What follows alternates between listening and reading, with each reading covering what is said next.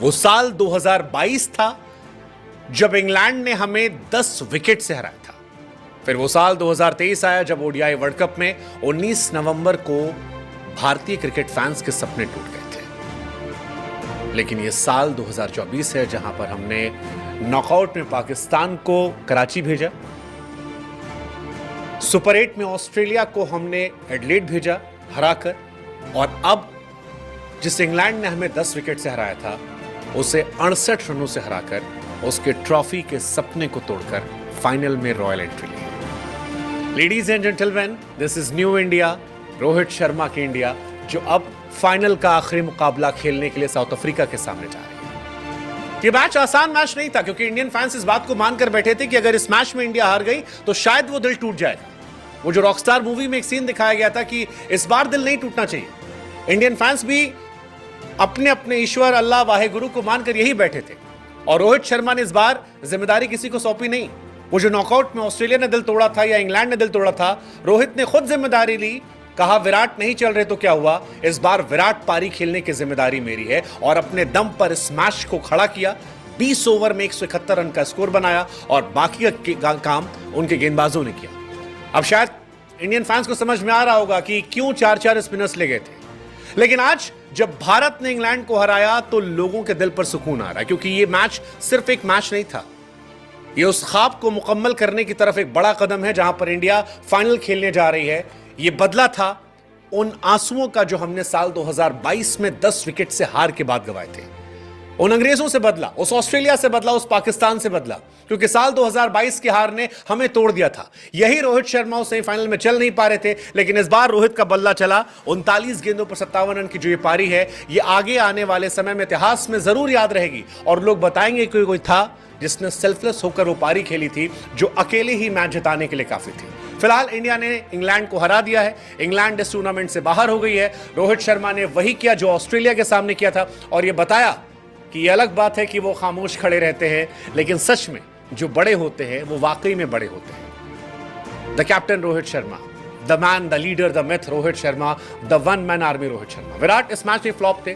विराट और ऋषभ पंत के आउट होने के बाद पल भर के लिए लगा था लोगों को क्या 2022 दोहराया तो नहीं जाएगा, लेकिन रोहित ने कहा नहीं, ये अलग इंडिया, इस बार बैलेंस इंडिया है।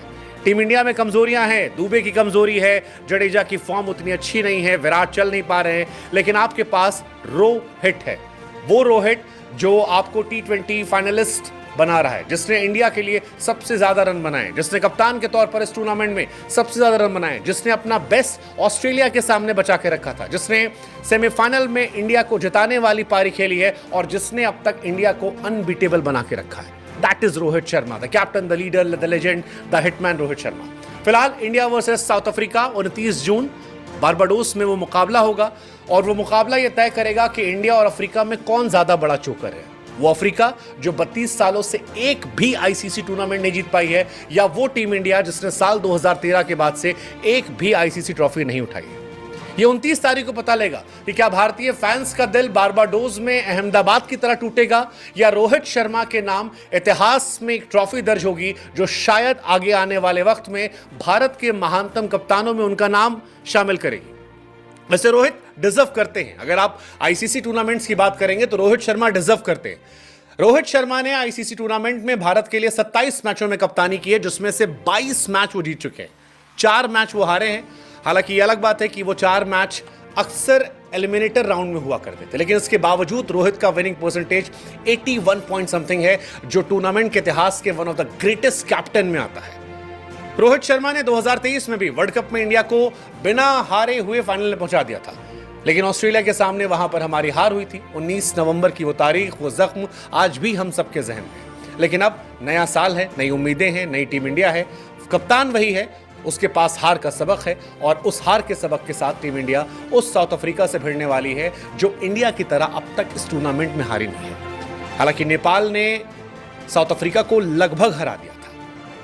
इंडिया की टीम के भी गेंदबाज कह रहे हैं कि हम हरा देंगे। अक्षर पटेल, बापू, आई मीन टू गुड यार, टू गुड। जॉस बटलर को आउट किया, मोइन अली को आउट किया, और जॉनी बेरेस्टो को आउट किया, और जिस वजह से बटलर अक्षर Patel man of the match बना। अक्षर पटेल इज टू गुड। अक्षर ने बताया कि अब वो रविंद्र जडेजा की छत्रछाया से आगे निकल चुके हैं, अब वो इंडिया के सबसे प्रीमियम ऑलराउंडर हैं। वैसे ही जैसे कुलदीप ने बताया कि वो इंडिया के सबसे प्रीमियम स्पिनर।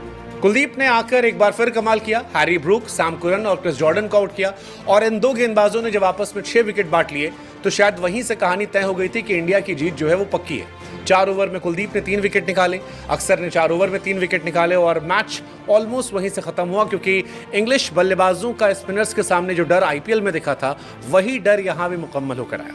हालांकि आप में से जो लोग हमारे साथ पहले से जुड़े थे उनको हमने पहले ही कहा था कि सारी कहानी जो है वो बटलर तक सीमित है। आपने बटलर को आउट किया, नीचे ही कहानी अपने आप खत्म हो जाएगी। आपने बटलर को आउट किया, नीचे ही कहानी अपने आप खत्म हो जाएगी। लेकिन इस साल रोहित के गेंदबाजों ने कमाल किया है, चाहे वो कुलदीप हो, बुमराह हो, अक्सर हो, इन तीनों ने मैच दर मैच आपको मैचेस जिताए हैं, खासतौर पर इंपॉर्टेंट मैचेस। जैसे कुलदीप ने बांग्लादेश के सामने 19 रन देकर 3 विकेट, ऑस्ट्रेलिया के सामने 24 रन देकर 2 विकेट और सेमीफाइनल के सबसे बड़े मुकाबले में 19 रन देकर 3 विकेट। कुलदीप ने सिर्फ 4 मैच में गेंदबाजी की है जिसमें 10 विकेट निकाल दिए। आप अक्षर पटेल की जितनी तारीफ कीजिए उतना कम है। बीते मैच में भी शानदार गेंदबाजी थी, एक शानदार कैच था मिचेल मार्श का, और इस बार भी जब बल्ला मिला तो छक्का मार के 10 रन बनाए, जब गेंद मिली तो 4 ओवर में 3 विकेट 23 रन दिखाए और 1 रन आउट किया, जिसने टीम इंडिया की जीत की कहानी को लिख दिया।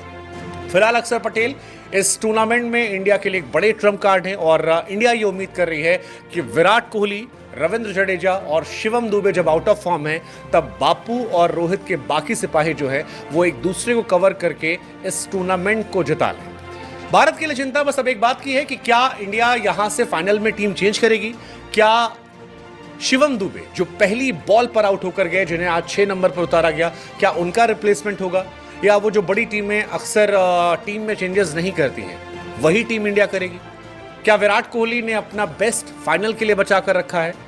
ये कुछ सवाल हैं जो इंडिया को परेशान कर सकते हैं, लेकिन ऐसा लगता है कि इन सवालों से परेशान होने की जगह रोहित शर्मा ने इस बार जिम्मेदारी खुद उठा ली और ये सोचा है कि कोई करे ना करे हम अकेले करके आएंगे। खैर, हम तो जाते जाते यही कहेंगे कि आसमानों से कह दो कि अपने कद को अब और ऊंचा कर ले, क्योंकि अगर उन्हें हमारी उड़ान पकड़नी है तो जिस कद पर वो हमें पकड़ना चाहते हैं उस कद पर यह संभव नहीं है। लेट्स जस्ट होप कि आज जो मुस्कुराहट हमारे आपके चेहरे पर है, आज जो सुकून की नींद हम और आप सोने वाले हैं, जिस मुस्कुराहट के साथ हम दिन की शुरुआत करने वाले हैं, जब 29 तारीख की रात आएगी तो ये मुस्कुराहट यूं ही बनी रहेगी।